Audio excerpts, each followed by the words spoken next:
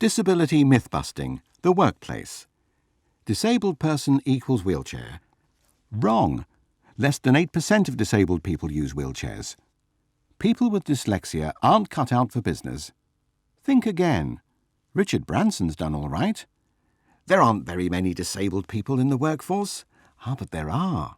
Businesses lose billions every year through absenteeism and reduced productivity caused not by hiring the disabled, but because 1 in 4 people become disabled at work.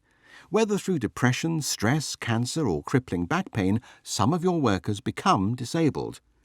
Are cancer and back pain really disabilities? Yes. Once we see beyond the classic wheelchair symbol for disability, we can focus on solutions for it in the workplace. With the right tools, understanding and support, we can reduce absenteeism by 90% and increase productivity.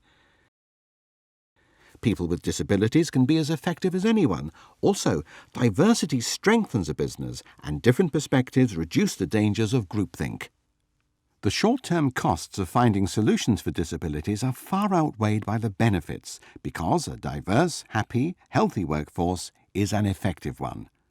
But the first step in maximising the potential of your workforce is rethinking disability.